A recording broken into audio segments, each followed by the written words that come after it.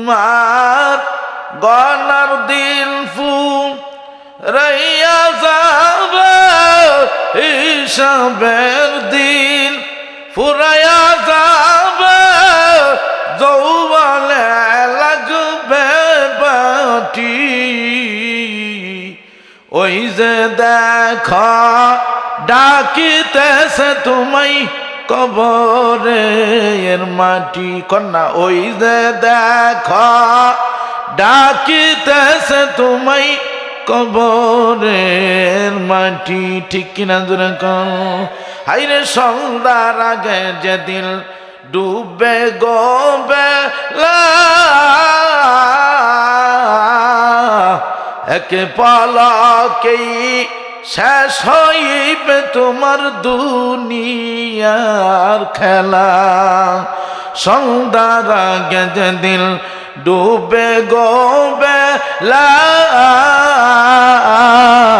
এক পলকেই শেষ হইবে তোমার দুনিয়ার খেলা। তুমি কারে দিবা জুড়ে দাও, কারে দিবা তুমি জুড়ে দাও, কার মাথায় বাংলাটি। ওই যে দেখো ডাকিতেছে তোমায় কবরের মাটি। ওই যে দেখো ডাকিতেছে তোমায় কবরের মাটি। হাইরে খবর পেয়ে আসবে আত্মীয় স্বজন, তোমারি চার পাশে বৈশা তারা করিবে কন্দন। খবর পেয়ে আসবে আত্মীয় স্বজন, তোমারি চার পাশে বৈশা তারা করিবে কন্দন। তোমায় সাজাইবে মনের মতন, সাজাইবে তোমায় মনের মতন, কি সুন্দর পরিপাটি। ওই যে দেখো ডাকিতেছে তোমায় কবরের মাটি। ওই যে দেখো ডাকিতেছে তোমায় কবরের মাটি। হাইরে গুইরা বেড়াও তুমি মায়ার ওই পিছে, এত মায়া ভালোবাসা তোমার সবই তো মিছে। গুইরা বেড়াও তুমি মায়ার ওই পিছে, এত মায়া ভালোবাসা তোমার সবই তো মিছে। কোন দিন জানি আইসা পরে, কোন দিন জানি আইসা পরে, আজরাইলের হাতের চিঠি। ওই যে দেখো ডাকিতেছে তোমায় মাটি। তোমার গনার দিন ফুরাইয়া যাবে, হিসাবের দিন ফুরাইয়া যাবে, যৌবনে লাগবে বাটি। ওই যে দেখো ডাকিতেছে তোমায় কবরের মাটি। আমার বাইর আমার বন্ধুগণ, রাসূলুল্লাহ সাল্লাল্লাহু আলাইহি সাল্লাম উনাকে যখন আল্লাহ কালেমার দাওয়াত দেওয়ার নির্দেশ দিয়ে দিলেন, এখন নবীজি কালেমার দাওয়াত দেন, আশহাদু আল্লা ইলাহা ইল্লাল্লাহু ওয়া আশহাদু আন্না মুহাম্মাদান আবদুহু ওয়া রাসূলুহু। যখন কালিমার দাওয়াত দেন, যেই মানুষগুলি আগে নবীজিকে আল আমিন উপাধি দিয়েছিল, বিশ্বাসী বলেছিল, মুহাম্মদের মতো ছেলে হতে পারে না, ওই মানুষগুলি এখন কয় নতুন আরেকটা দাওয়াত কই থেকে নিয়ে আইছে, নতুন একটা ধর্ম নিয়ে আইছে, বাপদাদার ধর্ম বলায়া মানুষকে নতুন ধর্মের দাওয়াত দেয়। মুহাম্মদ আগে ভালো আছেন, এখন খারাপ হয়ে গেছে। নাউজুবিল্লাহ। কোন এখন খারাপ হয়েছে? এখন তো আরো ডবল পাওয়ার। আল্লাহ নবুয়তি প্রকাশ করে দিলেন, আল্লাহ কোরআনে কারিম নাজিল করলেন, আল্লাহ কোরআনে কারিম দিয়ে দিলেন। এরপরে আল্লাহ বিশ্বনবী মুহাম্মদুর রাসূলুল্লাহ সাল্লাল্লাহু আলাইহি সাল্লামকে দু জাহানের সর্দার বানিয়ে দিলেন। জুরে কন্যা সুবহানাল্লাহ। এখন আরো ডবল পাওয়ার, বুঝলেন নাই? আমার বাইন, আমার বন্ধুগণ, এইভাবে কালিমার দাওয়াত শুরু হয়ে গেল। দিন যাইতেছে চলতেছে, যাইতেছে চলতেছে, যাইতেছে চলতেছে। আবু জাহেল সমস্ত কাফেরদেরকে নিয়ে একত্রিত করে বসে আমার ভাইরা মিটিং এর মধ্যে বসে গেছে। তোমাদের কার কি মত আছে, কার কি খেয়াল আছে? যেইভাবে কালিমার দাওয়াত দিতেছে, মানুষকে আমাদের ধর্ম বলায়া নতুন আরেকটা ধর্মের মধ্যে নিয়ে যাইতেছে, তার এই দাওয়াত বন্ধ করতে হবে। কেমনে বন্ধ করব? তাড়াতাড়ি তোমরা পরামর্শ দাও।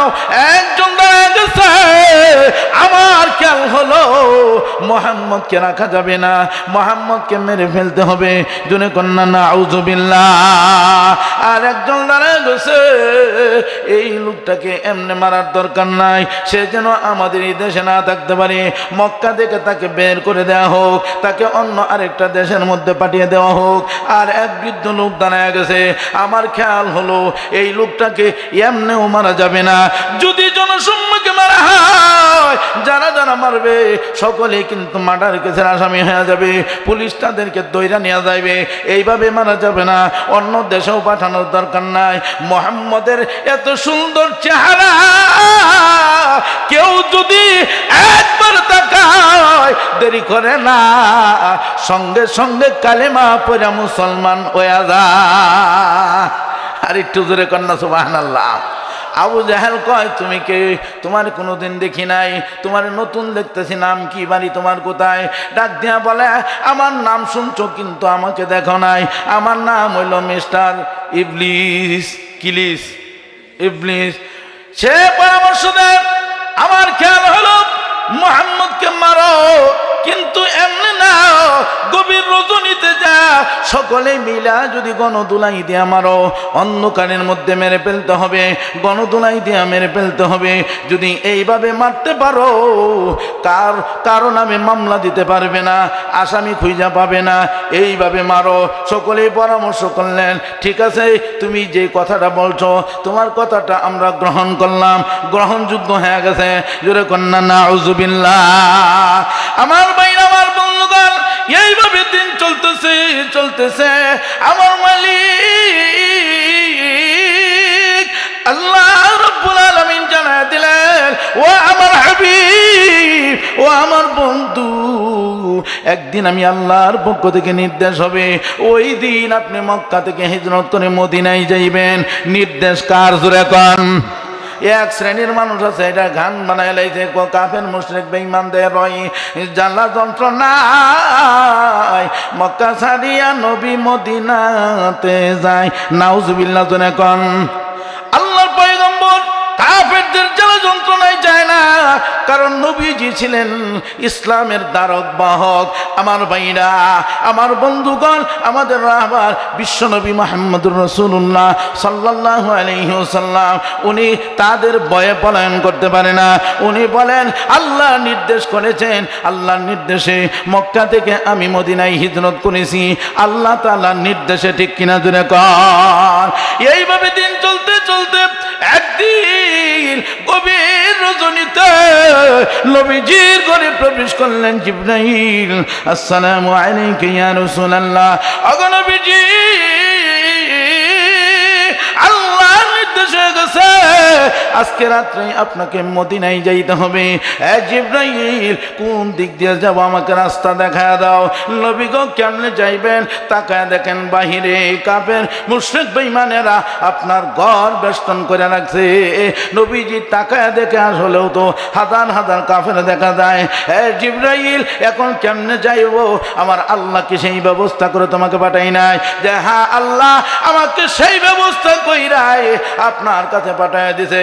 টেনশন করবেন না, আল্লাহ সূরা ইয়াসিনের 9 নম্বর আয়াত দিয়ে পাঠায় দিছে। এই আয়াতটা আল্লাহ রাব্বুল আলামিন দিয়ে দিছে। এই আয়াতটা হলো মন্ত্র। আপনি সেইটা আমার সঙ্গে সঙ্গে পড়েন, আমার সঙ্গে সঙ্গে তেলাওয়াত করে আপনি কিছু বালু নেবেন হাতে, বালুর মধ্যে আপনি ফু দিবেন, ফু দিয়া বালুগুলি আপনি ছেড়ে দিবেন। ছেড়ে দেওয়ার দায়িত্ব হলো আপনার, তাদের চোখে চোখে পৌঁছানোর দায়িত্ব হলো আমার আল্লাহ। আমার ভাই আমার বন্ধুগণ, সে আয়াতটার সঙ্গে সঙ্গে বললেন ওয়াজআলনা মিন বাইনি আইদিহিম সাদ্দাও ওয়া মিন খালফিহিম সাদ্দাও ফাআগশাইনাহুম ফাহুম লা ইউবসিরুন। আল্লাহু আকবার। নবীজি বালু হাতে নিয়ে বালুর মধ্যে ফু দিলেন। নবীজি যখন ছেড়ে দিলেন, ছেড়ে দিতে দেরি, একটা সেকেন্ডের মধ্যে সবগুলি কাফেরের চোখে চোখে আমার আল্লাহ বালু পৌঁছায় দিলেন। এখন একটাও চোখে দেখে না, সবগুলি অন্ধ হয়ে গেছে। একটাই গিয়া পরে আরেকটার উপরে, আরেকটাই গিয়া আরেকটার উপরে পরে। কে রে আমার উপরে পড়লে কয় আমি অমুক, পড়লে কি কয় আমি তো চোখে দেখি না, এটা কয় আমিও দেখি না, সাথের ডাক আমিও তো দেখি না। সবগুলির চোখ আমার আল্লাহ অন্ধ বানায়া দিয়েছেন। জুনে জুনে কন্যা সুবহানাল্লাহ। আমার ভাই আমার বন্ধুগণ, জিবরাইল ডাক দিয়ে বলেন নবী গো আপনি এখন যান, কেউ আর আপনাকে দেখবে না। নবীজি ঘর থেকে বের হয়ে হেঁটে হেঁটে যান। কিছু দূর যাওয়ার পরে জিবরাইল আবার ডাক দিলেন, নবী গো আপনি আবার ঘরে প্রবেশ করেন, আবার ব্যাক করেন। জিবরাইল আগে বলল যাওয়ার জন্য, এখন আবার বলল কেন গো আসার জন্য? ওগো নবীজি এদের চোখ অন্ধ ঠিক আছে, কিন্তু কান খোলা আছে। আপনি যখন হেঁটে হেঁটে যান, হাঁটার শব্দ তো এরা পায় লাইছে। আপনি যখন হেঁটে হেঁটে যান, আপনার ঘ্রাণ পায় লাইছে। নবীজি যেই রাস্তা দিয়া হাঁটতেন, ঘন্টার পর ঘন্টা ওই রাস্তা দিয়া মেশক আম্বরের ঘ্রাণ বাহির হইতেন। সুবহানাল্লাহ। আমার ভাই আমার বন্ধুগণ, জিবরাইল ডাক দিয়ে বলেন নবী গো তো টের পালাইছে, হাঁটার শব্দ পালাইছে জিবরাইল, তাহলে এখন কি করব? ব্যবস্থা কি আসেনি? যে হ্যাঁ ব্যবস্থা আছে, আল্লাহ সেই ব্যবস্থাও আমারে কইরা দিয়েছেন, অসুবিধা নাই। নবী গো আর একটা আয়াত আমার সঙ্গে সঙ্গে পড়বেন, সূরা বনী ইসরাঈলের 80 নম্বর আয়াতটা আমার সঙ্গে সঙ্গে তেলাওয়াত করেন। ওয়া কুর রাব্বি আদখিলনি মুদখাল সিদকি ওয়া আখরিজনি মুখরাজ সিদকি ওয়াজআলনি মিন লাদুনকা সুলতানান নাসীরা। এই জিবরাইল আগে তেলাওয়াত করে বালুর মধ্যে ফু দিয়েছিলাম, এখন আমি কি করব?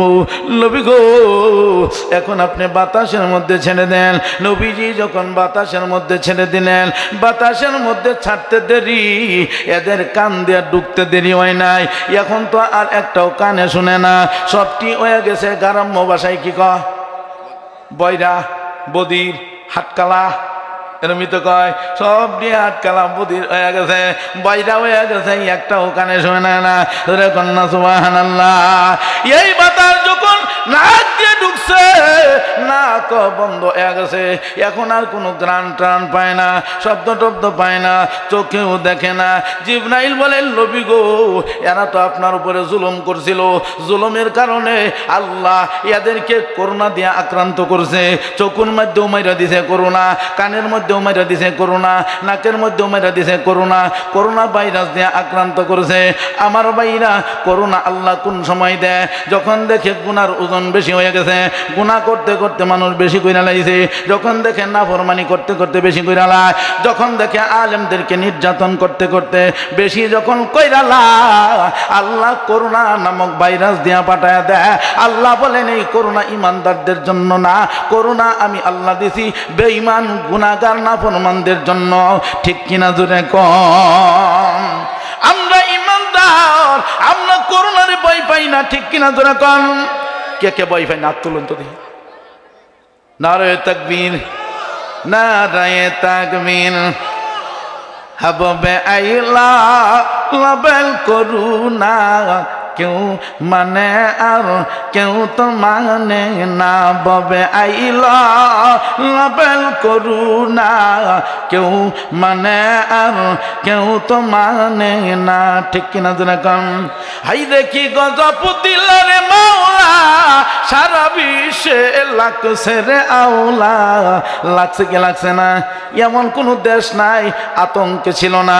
আমার ভাইরা আপনারা মনে করুন না যে করোনা গেছে গা, করোনা যায় নাই, আল্লাহ কোন এক জায়গার মধ্যে আটকায় রাখছে। আবার যখন মানুষ গুনাহ করতে থাকবে, আবার দেখবেন আল্লাহ করোনা নামক ভাইরাস দিয়া পাঠায়। কিছু কইবেন কি?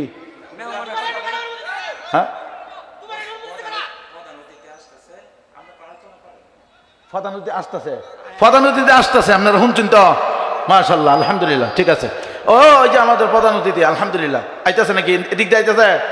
আসুক, মাশাআল্লাহ। প্রধান অতিথি আসতেছে, আলহামদুলিল্লাহ জোরে কইন। আমি বলতেছিলাম রাসূলুল্লাহ সাল্লাল্লাহু আলাইহি ওয়াসাল্লামকে ডাক দিয়া বলেন, নবী গো, এদেরকে আল্লাহ করোনা ভাইরাস দিয়ে আক্রান্ত করে দিয়েছে। করোনা বেঈমানদের জন্য, ইমানদারদের জন্য না। ঠিক কিনা জোরে কন? হাইরে কি গজব দিল রে মাওলা, সারা বিশ্বে লাগছে রে আওলা। যেই রোগে তো ঔষধ মিলে না, ববে আইলা লাবেল করুণা, কেউ মানে আর কেউ তো মানে না। হাইরে যারে ধরে তারে তো সারে না। ঠিক কিনা? আলহামদুলিল্লাহ। ঠিক কিনা জোরে কান? হাইরে প্রথম প্রথম করুণার ডরে বেনামাজিও নামাজ পড়ে। ঠিক কিনা? বেটাই নামাজ পড়ে না, কিন্তু বেবিরে ডাক দিয়া কো, বিবি রে দেখছে আমার টুপিটা। কই কই তুমি নামাজ পড়ো না, টুপি দিয়ে কি করবা? কই এখন ভরুন লাগবো, না পড়লে করোনাই ধরবো। বেটি খুঁজা খাইজা দে 2 বছর আগে বেটা টুপি আনছে কিনা, এটা ভাইব। এরপরেও ভাইছে খুঁজা খাইজা মাথার চিপা তুন্দরে খাইয়া লাইছে। দেহ এরপরে নামাজটা তো হইব। আমার ভাই, আমার বন্ধুগণ, এই করোনা কত মানুষ যে আতঙ্কে ছিল। বাবার করোনা হয়েছে, সন্তান কাছে গেছে না। সন্তানের করোনা হয়েছে, বাবার কাছে গেছে না। আমার ভাইরা মার করোনা হয়েছে, সন্তান কাছে গেছে না। স্বামীর করোনা হয়েছে, স্ত্রী যায় নাই। কই যাও না, কে যাইলে করোনা ধরে লাইব, এই জন্যই যায় নাই। আমার ভাইরা করোনাকে ভয় পাইছে, মারা গেছে হাসপাতালের মধ্যে 3 দিন 4 দিন হয়ে গেছে, কাছে যায় না। কই যাও না, কে কমরা মানুষের সাথেও শুনছি করোনা থাকে, এই জন্যই যাই না। কিন্তু ভাই, এক শ্রেণীর উলামায়ে কেরাম এই লাশ বের কইরা গোসল দিছে, কাফন পরায়া জানাজা দিয়া দাফন করেছে। আপনারাই বলেন কোন আলেম রে করোনাই ধরছেনি? ধরে নাই। এটা যখন আলেমদের উপরে নির্যাতন শুরু হয়ে গিয়েছিল, আল্লাহ করোনা ভাইরাস দিয়ে ভাড়াই দিছে। আবার কোনো সময় যদি করোনা ভাইরাস আল্লাহ দেয়, যখন দেখবেন নাফরমানি হইতেছে, গুনাহ বেশি হইতেছে, আলেমদের উপরে নির্যাতন হইতেছে, আবার দিয়া পাঠাই দিবে। ঠিক কিনা জোরে কন? আমার ভাইরা, আমার বন্ধুগণ, জিবরাইল ডাক দিয়ে বলেন, নবী গো, আপনি এখন যান, কেউ আর আপনাকে দেখবে না, আপনার হাঁটার শব্দ পাবে না। ওগো নবীজি, আপনার ঘ্রাণ আর তারা পাবে না। আমার ভাইরা, আমার বন্ধুগণ, নবীজি ঘর থেকে বের হয়ে সরাসরি বাইতুল্লাহ চলে গেলেন। বাইতুল্লাহ গিলাফ ধরে নবীজি কান্দেন, আরে বাইতুল্লাহ, প্রাণ ভরে তোর খেদমত করতে পারলাম না, আল্লাহর নির্দেশ হয়ে গেছে আজকেই মদিনায় যাইতে হবে বাইতুল্লাহ রে। আবার যদি আল্লাহ তাআলার নির্দেশ হয় আবার চলে আসব। এইভাবে নবীজি কান্না করতে করতে চোখের পানিগুলি পালায়া পালায়া গভীর রজনীতে হযরতে আবু বকরের বাড়িতে চলে গেলেন। আবু বকরের বাড়িতে যাইয়া দরজার মধ্যে আস্তে করে নক করলেন। নক করতে দেরি, আবু বকর দরজাটা খুইলা দিতে দেরি করে নাই। সুবহানাল্লাহ। যেরকম 1 মিনিট। আসসালামু আলাইকুম ওয়া রাহমাতুল্লাহ। আমাদের সাথে যারা এসেছেন নেতার সাথে সবাই মঞ্চের ভিতরে চলে আসেন। সকলকে সবিনয় অনুরোধ করছি আপনারা মঞ্চের ভিতরে চলে আসেন। মাশাআল্লাহ। ভাই ভিতরে আইসা বললে ভালো হয়, কারণ বাহিরে দায়িত্ব দেওয়া হয়েছে মাহফিলের চতুর্দিকে দাঁড়ায় থাকবে কে? ফেরেশতারা। কে? এই ক্ষমতা তাদেরকে আল্লাহ দেয়া দিছে। ক্ষমতা যদি আমরা জোর হইলে নেন গা তাহলে তো কাম হইতো না। এখন ক্ষমতা জোর হইলে নেওয়া কেউ রাখতারছে? আজও পর্যন্ত রাখবার পারছে? তাইলে আপনারা নেন না, এটা ফেরেশতারার ক্ষমতা আল্লাহ দেয়া দিছে। আলহামদুলিল্লাহ। আমার ভাইরা বলতেছিলাম রাসূলুল্লাহ সাল্লাল্লাহু আলাইহি ওয়াসাল্লাম আস্তে করে দরজার মধ্যে নক করলেন। নক করতে দেরি, আবু বকর দরজাটা খুলে দিতে দেরি করে নাই। সুবহানাল্লাহ। জোরে কর। আমার ভাইরা, আমার বন্ধুগণ, নবীজি ডাক দিয়ে বলেন, আবু বকর গো, আমি তো উচ্চ আওয়াজে তোমাকে ডাক দেই নাই, আস্তে করে দরজার মধ্যে নক করলাম। নক করতে দেরি, তোমার দরজাটা খুলতে দেরি হয় নাই। আবু বকর গো, তুমি কি ঘুমাও নাই? ডাক দিয়া বলেন, নবী গো, কেমন করে আমি ঘুমাই? আজ থেকে 6 মাস আগে আপনি আমাকে মিস কল দিয়ে রাখছেন। আপনি আমাকে বলছেন আবু বকর, একদিন আল্লাহর পক্ষ থেকে নির্দেশ হবে, ওই দিন মক্কা থেকে হিজরত করে মদিনায় যাইব, আর তুমি আবু বকর থাকবা আমার সাথী, তুমি আবু বকর আমার সঙ্গী থাকবা। ওই দিন থেকে শুরু করে আজ পর্যন্ত আমি আবু বকর একটা রাত্র বিছানার মধ্যে পিঠ লাগাইয়া আমি ঘুমাই না। জোরে কন্যা আল্লাহু আকবার। নবী ডাক দিয়া বলেন, আবু বকর, কেন গো তুমি এমন কষ্ট করো, ঘুমাও না কেন? ওগো নবীজি, কেমন করে আমি ঘুমাই?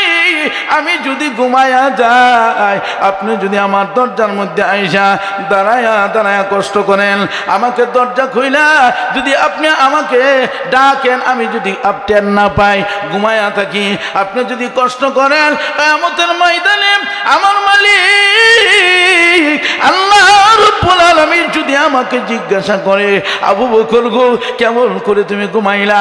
আমার বন্ধু তোমার দরজার মধ্যে দাঁড়ায় দাঁড়ায় কষ্ট করলো, কেন গো আমার বন্ধুকে তুমি কষ্ট দিলা? আমার আল্লাহ যদি আমাকে জিজ্ঞাসা করে, কি জবাব আমি দিব? জবাব দিতে পারবো না, এই জন্য আমি ঘুমাই না, আমি দরজার মধ্যে পিঠ লাগায়া দাঁড়াইয়া থাকি। সুবহানাল্লাহ। নবী ডাক দিয়ে বলেন, আবু বকর, আর দেরি করা যাবে না, চলো তাড়াতাড়ি মদিনার উদ্দেশ্যে রওনা হয়ে যায়। আবু বকর গো, আমি তো কোনো ছোঁয়ারি আনি নাই, কেমনে যাইব? ওগো নবীজি, চিন্তা করবেন না, আমি 2টা উট কিনা রাখছি, একটা উট আপনার জন্য আর একটা উট আমার জন্য। চলেন। আমার ভাইরা রওনা হয়ে গেছেন। যখন নবীজি হাঁটেন, আবু বকর পিছনে পিছনে হাঁটেন, নবীজি সামনে সামনে আগে আগে হাঁটেন। আমার ভাইরা, আবু বকর নবীজির পিছন থেকে দৌড় দিয়া আবার নবীজির সামনে চলে যায়। সামনে যখন কতক্ষণ হাঁটেন, সামনে থেকে দৌড় দিয়া আবার নবীজির ডাইনে চলে যায়। ডাইনে কতক্ষণ হাঁটেন, ডান থেকে দৌড় দিয়া আবার নবীজির বামে চলে যায়। বাম দিকে কতক্ষণ হাঁটেন। নবী ডাক দিয়া বলেন, আবু বকর গো, কেমন এরকম, কেন পাগলের মতো করতেছ? একবার সামনে যাও, একবার পিছনে যাও, একবার তুমি ডাইনে, একবার বামে। আবু বকর ডাক দিয়া বলেন, ইয়া রাসূলুল্লাহ, ইয়া হাবিবাল্লাহ, ওগো নবীজি, আমার মনের মধ্যে ভয়, আমি যখন আপনার পিছনে পিছনে হাঁটি, না জানি গো কাফেরেরা আপনাকে সামনের দিক দিয়ে আক্রমণ করে, যদি করে গো কিয়ামতের ময়দানে আমি জবাব দিতে পারবো না। আমি সামনে আরো কতক্ষণ হাঁটি, তাড়াতাড়ি আমি ডাইনে চলে যাই, ডান দিক দিয়ে নিয়ে আপনাকে আক্রমণ করে, ডান থেকে আবার বামে চলে যায়, বাম দিক দিয়ে নিয়ে আক্রমণ করে। আমি তো আপনাকে আমার জীবনের চাইতেও বেশি ভালোবাসি, বেশি মহাব্বত করি। এইবার এইভাবে যাইতে যাইতে গাড়ে সর পর্বতের কিনারে চলে গেলেন। এত উঁচু পাহাড়, যারা গেছেন আমি গিয়েছি ভাই, এইভাবে ওই পাহাড়ের নিচে দাঁড়ায় যখন উপরে তাকাইলাম, ওই পাহাড়ের উপরে যদি কেউ কোনো মানুষ দাঁড়ায় থাকে ছোট্ট একটা পাখির মতো মনে হয়, ঠিক কিনা দুনে কাল। জিবরাইল চলে আসছেন, ইয়া রাসূলুল্লাহ, ইয়া হাবিবাল্লাহ, নবীজি এই মুহূর্তে তাড়াতাড়ি আপনি পলায়ন করেন। কেন গো আমি পলায়ন করব? এই জন্যই পলায়ন করবেন, পিছনে কাফের মুশরিক বেঈমানেরা তারা করতেছে। নবীজি বলেন, এই জিবরাইল, আমি একজন নবী হইয়া, আল্লাহর একজন পয়গম্বর হইয়া এই বেঈমানদের ভয়ে আমি তো পলায়ন করতে পারি না।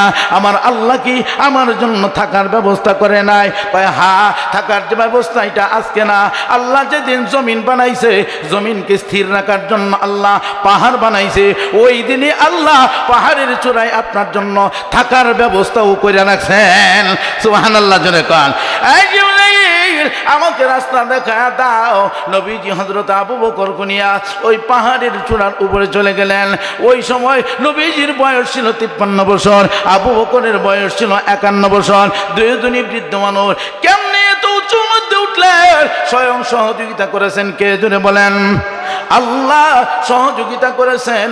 রাসূলুল্লাহ সাল্লাল্লাহু আলাইহি সাল্লাম আবু বকরকে নিয়ে যখন ওই গুহার কিনারে, একেবারে কিনারে চলে গেলেন, আবু বকর ডাক দিয়ে বলেন, নবী গো, আপনি এখানে একটু দাঁড়ান, আমি আগে ভিতরে প্রবেশ করি। এই গুহাটা অনেক পুরনো গুহা, সাপ বিচ্ছু থাকতে পারে, আপনাকে আঘাত করতে পারে, আপনি একটু দাঁড়ান, আমি আগে ভিতরে প্রবেশ করি। নবীজিকে কত ভালোবাসে, কত মহব্বত করে, নিজের জীবনের চিন্তা না করে, নবীজির জীবনের চিন্তা করে হযরত আবু বকর ভিতরে প্রবেশ করলেন। আর ভাই, আমাদের মধ্যে আমরা যারা আছি, প্রধানমন্ত্রীও যদি প্রেসিডেন্ট হয়, পৃথিবীর সমস্ত প্রেসিডেন্ট একই অবস্থা। যদি কোনো প্রেসিডেন্ট কোনো জায়গার মধ্যে যায়, ওই মাঠ পরীক্ষা করে সৈনিকেরা দাঁড়ায় থাকে রাস্তার চতুর্দিকে, মাঠের ভিতরে আগেই যায় না, কিন্তু আগে কুত্তা ভাড়াইয়া দেয়। কুকুর আছে না, এই কুত্তা আগে ছাড়া দেয়, কই নেতার লেগে মরলে কুত্তা মরুক আগে, আমি মরতাম কে লেগা, ঠিক কিনা জোরে কর। কিন্তু আবু বকর কেমন প্রেম, কেমন ভালোবাসা, কেমন মহব্বত, নবীজির জন্য নিজের জীবন দিতেও রাজি। আল্লাহু আকবার জোরে কর না। আমার ভাই, আমার বন্ধুগণ, আবু বকর ভিতরে প্রবেশ করলেন। প্রবেশ করে দেখেন চতুর্দিকে গর্ত দেখা যায়। পাগড়িটা খুললেন, টুকরো টুকরো করে প্রত্যেকটা গর্ত বন্ধ করে দিয়েছেন। একটা গর্ত এখনো খোলা আছে। দৌড়ের উঠে ওয়াজ করতেছি, সময় কম না, বুঝুন না, দৌড়ের উঠে ওয়াজ করতেছি।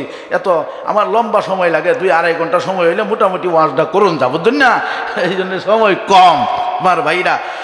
এই জন্যেই রাসূলুল্লাহ সাল্লাল্লাহু আলাইহি ওয়াসাল্লাম ওনাকে ডাক দিলেন, সবগুলি গর্ত বন্ধ, একটা গর্ত খোলা, অসুবিধা নাই, এটা আমি আমার পা দিয়ে আটকায় রাখবাম। সুবহানাল্লাহ জোরে কোন সুবহানাল্লাহ। ইয়া রাসূলুল্লাহ, ইয়া হাবিবাল্লাহ, নবীজি ভিতরে প্রবেশ করেন। গুহাটা এখন আপনার জন্য নিরাপদ। নবীজি ভিতরে প্রবেশ করলেন। প্রবেশ করার পরে নবীজি ডাক দিয়া বলেন, আবু বকর, আমার শরীরটা বড় ক্লান্ত, তুমি একটু বসো, তোমার উরুর মধ্যে আমি মাথাটা দিয়া একটু ঘুমাই। সুবহানাল্লাহ। হযরত আবু বকর চোখের পানি গুলি রাখতে পারে না, কান্না শুরু করে দিছে। ডাক দিয়া বলেন, নবী গো, আমার মতো এমন ভাগ্যবান আল্লাহর এই জমিনের মধ্যে আর কেউ নাই, যিনি দু জাহানের সর্দার রাহমাতুল লিল আলামিন, ওনার মাথা আমার উরুর মধ্যে দিয়ে ঘুমাইবে। আমার মতো ভাগ্যবান আল্লাহর এই জমিনের মধ্যে আর কেউ হতে পারে না। নবীজি ঘুমায়া গেলেন। আবু বকর বসে রইলেন, গুহার মুখের দিকে তাকাইলেন, ভয় পায়া গেলেন। কাফেরদের আনাগুনা সর্বনাশ আমাদেরকে নিয়ে দেখা লাইছে।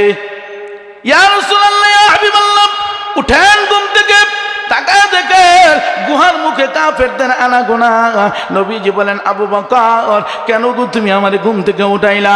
যেই আল্লাহ মক্কা থেকে এই পর্যন্ত আনলো, কাফেররা দেখলো না, আল্লাহ তাদের সবগুলি মেশিন বন্ধ করে দিয়েছে, চোখও বন্ধ হয়ে গেছে, কানও বন্ধ, নাকও বন্ধ। আল্লাহ তাআলা তাদেরকে তাদের সমস্ত ক্ষমতা বন্ধ করে দিয়েছে। এখন কেমনে দেখবে? আবু বকর তাকায় দেখো, যখন গুহার মুখ দিয়ে আমরা প্রবেশ করেছিলাম, ওই সময় ওই ওইটা একেবারে খোলামেলা ছিল, এখন কিন্তু আর খোলামেলা না। এটার মুখের মধ্যে দেখো মাকড়সায় বাসা বাঁধছে, শুধু বাসাই বাঁধে না, কবুতর ডিম নিয়ে বৈশা রইছে। জোরে কন্যা সুবহানাল্লাহ। রাসূলুল্লাহ হাবিবাল্লাহ নবীজি আপনি এখন ঘুমান, আর আপনাকে ডাক দিব না, আর বিরক্ত করব না। নবীজি ঘুমায় গেলেন। আবু বকর গর্তের মুখে পাটা দিয়া রাখলেন। আবু বকর বলেন, আমি অনুভব করতেছি কে জানি আমার পায়ের মধ্যে নাড়াচাড়া করে পা সরানোর চেষ্টা করতেছে। সর্বনাশ, আমি যদি পা সরাই, সাপ বিচ্ছু বের হয়ে যদি আমার নবীজিকে আক্রমণ করে, আমি কি জবাব দিব? এই জন্যে আমার জীবন দিয়ে দিব, একটা মুহূর্তের জন্য আমি আমার পা সরাইব না। সুবহানাল্লাহ। আমার ভাই, আমার বন্ধুগণ, এইভাবে চলতে চলতে কিছুক্ষণ পরে আবু বকরের পায়ের মধ্যে আঘাত করলেন। ব্যথা শুরু হয়ে গেছে। ব্যথা উঠতে উঠতে সারাটা শরীর নীলবর্ণ হয়ে গেছে। আবু বকর ব্যথার যন্ত্রণা সইতে পারে না, কান্না শুরু করে দিছে। উচ্চ আওয়াজে কান্দে না, আস্তে আস্তে কান্দে। চোখের পানিগুলি মুছে মুছে অন্যদিকে ফালায়। এক ফোঁটা পানি নবীর চেহারার মধ্যে যখন পড়ে যায়, নবীজির ঘুম ভেঙে যায়। ডাক দিয়া বলেন, আবু বকর, আমার মনে হয় আমার সঙ্গে আয়েশা, তুমি তোমার জন্মভূমি মক্কার জন্য কান্দো, আমার মনে হয় স্ত্রী সন্তানের জন্য কান্দো। আবু বকর ডাক দিয়া বলেন, ইয়া রাসূলুল্লাহ, ইয়া হাবিবাল্লাহ, ওগো নবীজি, আমি আমার জন্মভূমি মক্কার জন্য কান্দি না, আমি আমার স্ত্রী সন্তানের জন্য কান্দি না, কান্দি গো নবী, ব্যথার যন্ত্রণা আমি সইতে পারি না। আবু বকর গো, কিসের ব্যথা? ওগো নবীজি, পায়ের মধ্যে মনে হয় সাপ বিচ্ছু আঘাত করেছে, সারাটা শরীর দেখেন না নীল বর্ণ হয়ে গেছে। আবু বকর, কেন গো তুমি আমাকে আগে ডাক দাও না? এই জন্যই দেই নাই, আমি আপনার ঘুম ভাঙতে পারি না গো নবী। আবু বকর, পাটা একটু সরাও দেখি না গো নবীজি, পা যদি সরাই যদি আপনাকে আক্রমণ করে। আবু বকর, মক্কার মানুষগুলি মানুষ হয়ে আমাকে চিনল না, গর্তের সাপ ঠিকই আমি নবীকে চিনে। সুবহানাল্লাহ। জোরে কাও। হ্যাঁ, মাদানী সবাই পড়ছে নারায়ে তাকবীর। তাকবীর দিবার পারে না। নারায়ে তাকবীর, নারায়ে তাকবীর। প্রধান বক্তার আগমন, মাদানী সাহেবের আগমন, রায়মনির পক্ষ থেকে, ত্রিশালের পক্ষ থেকে নারায়ে তাকবীর। মাশাআল্লাহ। খুশি না বাজার? আমার ভাই, আমার বন্ধুগণ, বলতেছিলাম রাসূলুল্লাহ সাল্লাল্লাহু আলাইহি ওয়াসাল্লাম বলেন, আবু বকর, মক্কার মানুষগুলি মানুষ হয়ে আমাকে চিনে নাই, গর্তের সাপ ঠিকই আমাকে চিনে। পা সরাও। পা যখন সরাইলেন, আজদাহা এক সাপ বের হয়ে আসছেন গর্তের ভিতর থেকে। ডাক দিয়া বলেন, আসসালামু আলাইকা ইয়া রাসূলুল্লাহ। নবী ডাক দিয়া বলেন, গর্তের সাপ রে, কেমন করে রে আমার সাথী আবু বকরকে আঘাত করলি? জবান খুলে দিয়েছে। ডাক দিয়া বলেন, নবী গো, আমি আগেই আঘাত করতে চাইনি, আমার তো দীর্ঘদিনের আশা আকাঙ্ক্ষা আপনাকে একটা নজর দেখব। আমি শুনছি আপনি মক্কার জমিনে আসবেন, মক্কা থেকে হিজরত করে আপনি মদিনায় যাইবেন, যাওয়ার সময় 3 দিন আপনি এই গুহাটার মধ্যে অবস্থান করবেন। এই জন্য এই গুহাটাকে আমি দখল করে রাখছি, চতুর্দিকে গর্ত বানাইছি। ডান দিকের গর্ত দিয়া আমি আপনার ডান চার দেখবো, বাম দিকের গর্ত দিয়া বাম চার দেখবো, পিছনের গর্ত দিয়ে আপনার পিছন চার দেখবো, সামনের গর্ত দিয়া আপনার নুরানি চেহারাটা আমি প্রাণটা বলে দেখবো। কিন্তু আবু বকর সবগুলি গর্ত বন্ধ করে দিছে। চতুর্দিকে ঘুরলাম, কোনো গর্তই খোলা পাইলাম না। একটা গর্ত খোলা, এইটাও আবু বকর পা দিয়ে আটকায় রাখছে। আমি বারবার মিস কল দিছি, আরে আবু বকর, পাটা একটু সরাও, আমার নবী মুহাম্মদুর রাসূলুল্লাহ সাল্লাল্লাহু আলাইহি ওয়াসাল্লামকে আমি একটা নজর দেখতে চাই, তাড়াতাড়ি পাটা একটু সরাও। আমি আমার মাথা দিয়ে নাড়াচাড়া করছি, লেজ দিয়ে লড়াইছি, এরপরও আবু বকর আমার কথা গলা বুঝে না, আমার ভাষা বুঝে না, এরপরে আমি আক্রমণ করছি। এই জন্যে আমি জানি আপনার মুখের লালার মধ্যে এমন মেডিসিন আল্লাহ দিয়া দিছে, মেডিসিন যদি একটু লাগায়া দেন, লাগাইতে দেরি, ব্যথা একটা সেকেন্ডের মধ্যে যাইতে দেরি হবে না। সুবহানাল্লাহ, জোরে কন্যা সুবহানাল্লাহ। আমার ভাই, আমার বন্ধুগণ, নবীজিকে শুধু মানুষ না, গর্তের সাপ মহাব্বত করে ভালোবাসে। আমরা মানুষ হয়া নবীকে চিনি না, আমরা মানুষ হয়া নবীকে ভালোবাসতে জানি না। মুখে মুখে ভালোবাসি কিন্তু অন্তরে না, ঠিক কিনা জোরে কর। আমার ভাই, আমার বন্ধুগণ, নবীজি ডাক দিয়ে বলেন, আবু বকর, আমি বুঝতে পেরেছি সে আমার বড় আশেক, মাফ করে দিলাম, তুমিও মাফ করে দাও। আবু বকর বলেন, নবী গো, আমিও দিলাম মাফ করে, অসুবিধা নাই। 3 দিন হয়ে গেছে, রওনা হয়ে গেছেন মদিনার উদ্দেশ্যে। কাছাকাছি যখন চলে গেলেন, মদিনার মানুষগুলি নবীকে আগায় নেওয়ার জন্য হাজার হাজার মানুষ আসছে। একজন যুবক দাঁড়ায় গেছে, মা দুধ গরম করে দিছে আপনাকে দেওয়ার জন্য, নেন গো একটু দুধ পান করেন। আরেকজন শরবতের গ্লাস নিয়ে দাঁড়ায় গেছে, নেন গো একটু শরবত পান করেন। আরেকজন ফুলের মালা নিয়ে খাড়া গেছে। ওগো নবীজি, মা বলছেন এই মালা দিয়ে আপনাকে বরণ করার জন্য।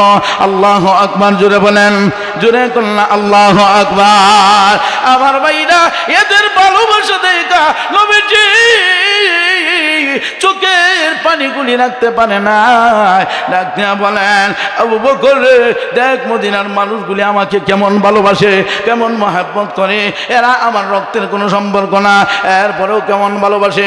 আমার রক্তের সম্পর্ক মক্কার মানুষ, আমার ভাই বারাদার আত্মীয় স্বজন, ওই মানুষগুলি আমাকে চিনে নাই, নবী বলে আমাকে মানে নাই। আবু বকর, এদের ভালোবাসায় আমি মুগ্ধ হয়ে গেলাম। তুলে কন্যা সুবহানাল্লাহ। নবীজি মদিনায় যাওয়ার পরে মদিনাকে আল্লাহ সোনার মদিনা বানায় দিয়েছেন, ঠিক কিনা জোরে কান। মদিনার দাম বাড়ছে না কমছে? আরো জোরে বলেন, বাড়ছে না কমছে? ও মদিনার মাটি রে, সকল সুখ বুঝি তার কপালে। ও মদিনার মাটি রে, সকল সুখ বুঝি তার কপালে। মদিনা রে, তোর বুকে আমার নবী, যার লাগি পাগল সবই, যার তোরে হইল সৃষ্টি ত্রিভুবন, ঠিক কিনা জোরে কম।